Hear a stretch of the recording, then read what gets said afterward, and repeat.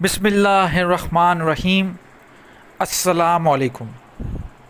آج کل چھوٹی بچیاں اور لڑکیاں کیوں یہ بار بار سوال کرتی ہیں کہ ہمارے پاس پہلے روحانیت تھی اور اب وہ روحانیت چلی گئی۔ ان کو بہت سارے خواب بھی آتے ہیں، ڈر سا محسوس بھی ہوتا ہے۔ آج کا ویڈیو ان میری بہنوں کے لیے جن کی عمر 18 سے لے کے 30 کے درمیان ہے۔ ان عمر میں اکثر لڑکیوں کو یہ فیلنگ آ جاتی ہے کہ ان کے پاس شاید روحانیت تھی، ان کو خواب بھی آتے ہیں۔ یہ ایسا کیوں ہوتا ہے؟ آج میں اس پہ ڈسکس کروں گا، اور ڈسکس کرنے کی جو سب سے بڑی وجہ ہے وہ یہ ہے کہ مجھے بہت سوال اس معاملے میں آتے ہیں، بہت سارے میسیجز واٹس اپ آتے ہیں کہ ہمیں بتائیے۔ تو میں نے سوچا کہ ایک ویڈیو بنا دوں تاکہ جو بھی سوالات آپ کے ہیں بہنوں کے وہ اس میں کور ہو جائے۔ کوشش یہی کروں گا۔ تو سب سے پہلے جو میں نے آپ کو ایج بتائی ہے کہ یہ جو ایج ہے یہ 18 سے لے کے 30 کے درمیان ہوتی ہے۔ یہ ایک ایسی ایج ہوتی ہے جس میں تیزی کے ساتھ ہارمونل چینجنگز آتی ہیں۔ تھوڑا سمجھیے گا، اس کو سائنٹیفک طریقے سے بھی سمجھیے گا، روحانی طور پہ بھی میں سمجھاؤں گا، اور اپنے جو فزیکل جو ہماری ڈائٹ ہے اس کے حوالے سے بھی آپ کو بتاؤں گا۔ اب جو ہارمونل چینجنگز آ رہی ہے وہ اس لیے ہارمون چینجنگز آتی ہیں، اس کی دو وجہ ہے۔ ایک آپ کی سوچنے کا انداز، جسے ہم نفسیاتی جو پہلو کہیں کہ آپ کا سوچنے کا انداز، اور آپ کی ڈائٹ۔ آج کے دور میں جہاں پہلے کے دور میں یہ ہوتا تھا کہ شادیاں ہو جاتی تھی جلدی، لیکن پھر بھی زیادہ تر ایسے گاؤں میں آپ نے ایسے کیسز سنے ہوں گے، آج کل تو بہت کم ہوتے ہیں، کہ فلاں عورت پہ جن چڑھ گیا، یا لڑکی کو جن آ گیا ہے، یا پھر اس جن کو آہستہ آہستہ جب یہ سائنس نے ترقی کی تو اس کو ہسٹیریا کا نام دے دیا، کیونکہ اس کی شادی نہیں ہو رہی تھی، اس پہ مختلف قسم کے ہارمونل اٹیکس ہو رہے تھے، تو وہ نفسیاتی ہو گئی۔ تو ایک تو یہ پہلو ہے کہ لڑکیوں کی ٹائم پہ شادی نہیں ہو رہی، نمبر 1۔ اس کے بعد جو معاشرے میں گند ہے اس کا ایفیکٹ آ رہا ہے، اور سب سے بڑی بات جو ڈائٹ ہے، جیسے میں اکثر کہتا ہوں کہ یہ جو فارمی مرغی ہے جسے ہم برالر کہتے ہیں، اس میں 100% کیا ہے؟ ایک تو اینٹی بائیوٹکس، گروتھ ہارمونس۔ یہ ہم ڈیلی بیسس پہ گروتھ ہارمونس بھی کھا رہے ہیں اور اینٹی بائیوٹکس بھی کھا رہے ہیں۔ جب ہم اینٹی بائیوٹکس زیادہ مقدار میں کھا لیتے ہیں تو ریزسٹنس آ جاتا ہے، آپ پہ اینٹی بائیوٹک اثر نہیں کرتی۔ کوئی دور ایسا تھا کہ ایک اینٹی بائیوٹک گولی کھاتے تھے تو وہ ہیلنگ جلدی ہو جاتی ہے۔ آج کل بڑی ہائی ڈوز اینٹی بائیوٹک سے بھی ہیلنگ نہیں ہوتی۔ یہ دنیا کا بہت بڑا مسئلہ چل رہا ہے کہ اینٹی بائیوٹک ریزسٹنس۔ اسی کے ساتھ یہ جو ہارمونل ایشو ہے، اس میں یہ ہو رہا ہے کہ بھائی جو پیوبرٹی ایج ہے، جوان ہونے کا جو ٹائم ہے، وہ جلدی آ رہا ہے لڑکوں میں اور لڑکیوں میں۔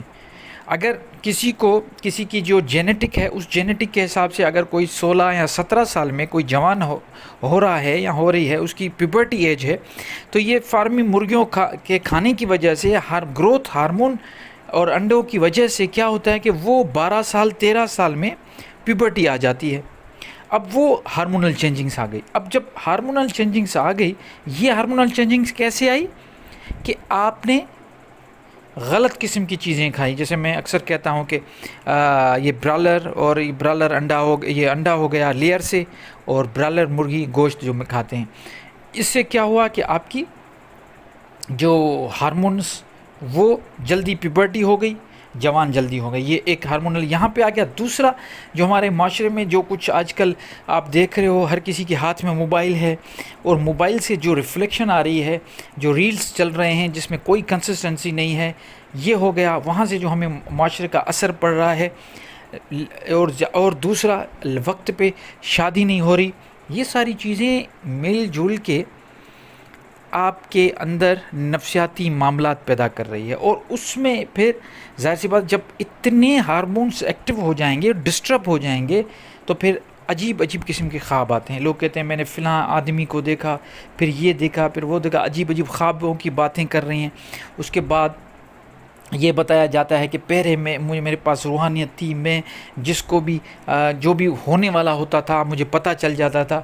یہ ساری چیزیں یہ اصل میں نفسیات اور سائیکو کا ایک مسئلہ ہے. اس کو کور کیسے کریں، یا ہم یہ سوچیں کہ واقعی ہم روحانیت کو حاصل کریں کس طریقے سے کریں. تو میں ساری اپنی بہنوں کو یہ سمجھانا چاہتا ہوں، سب سے پہلے آپ اپنے وزن کا، اپنی ڈائٹ کا خیال کریں. سب سے پہلے جس جسم میں آپ کو رہنا ہے اس جسم کی قدر کریں. قرآن میں ہے وما قدر اللہ حق قدر ہی، اللہ کی قدر نہیں کی گئی جتنی قدر کرنی چاہیے. تو یہ جسم بھی اللہ نے دیا ہے، خوبصورت جسم، اس کو خوبصورت ہی رہنے دیں. اس کو گند پت کھا کے آپ نے ایسا کر دیا کہ ایک تو آپ میں جسم میں گیسز پیدا ہو رہے ہیں اور ہارمونل چینجنگز ہو رہی ہیں. آپ کے جسم میں گروتھ ہارمون، اینٹی بایوٹکس، اس قسم کی چیزیں وافر مقدار میں جا رہی ہیں. تو ایک سب سے پہلے ایکسرسائز کریں، اپنے آپ کو ہیلدی فٹ رکھیں. سب سے پہلا اگر روحانیت چاہتے ہو.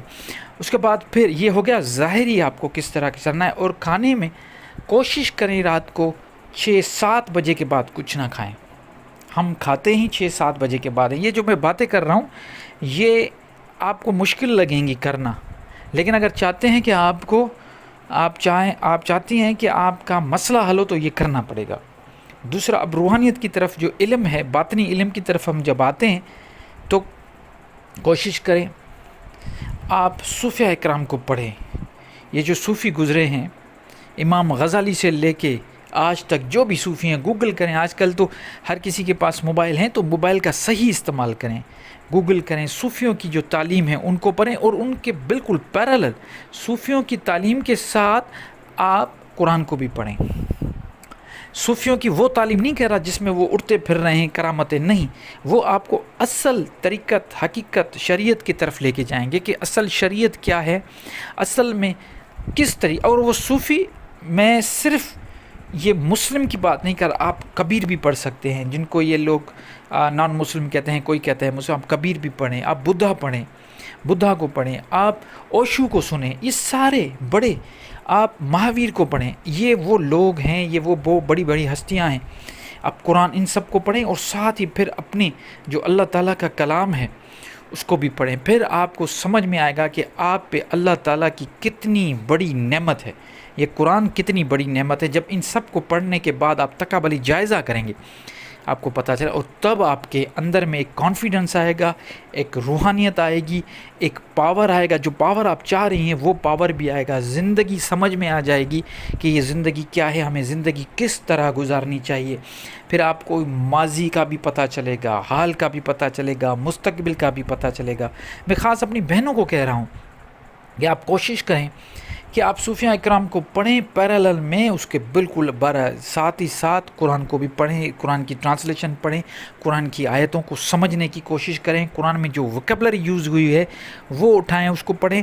دیکھیں روحانیت کوئی ایسی تعویذ نہیں ہے کہ کوئی گھوٹ کے آپ کو دے دے گا اور آپ کو مل جائے گی، نہیں، اس کے لیے آپ کو محنت کرنی پڑے گی. اور یہ جو جد و جہد، یہ جو محنت کی بات کر رہا ہوں، اس کو آپ جب کریں گے 1 سال میرے ساتھ جڑے رہیں، میں آپ کو وہ ہر ایک چیز بتاتا جاؤں گا. آپ مجھے بھلی واٹس اپ کریں، میں انشاءاللہ آپ کے ساتھ شیئر کروں گا کہ آپ کو کون سا پھر آپ پڑھیں، پھر میرے ساتھ ڈسکس کریں. میں آپ کو وہ جیسے مہاویر کے بارے میں بتایا، جیسے میں نے آپ کو اوشو کے بارے میں بتایا، ایک ایک کر کے آپ ان کو پڑھیں. سقراط کو پڑھیں، آپ ان بڑے بڑے لوگوں کو پڑھیں، اور ان کو پڑھنے کے بعد ساتھ ہی ساتھ آپ قرآن کو بھی پڑھیں، پھر بائبل کو بھی دیکھیں. یہ تھوڑی بہت اسٹڈی جب کریں گے تو یقین مانیں آپ جہاں پہ کھڑی ہیں، کمزور عورت، ایک ہارمونل ڈسٹربڈ عورت، اور خود کو کمزور سمجھا ہوا ہے، روتی رہتی ہو، اور گیسز سے بھری ہوئی عورت، یہ سب چیزیں نکل جائیں گی.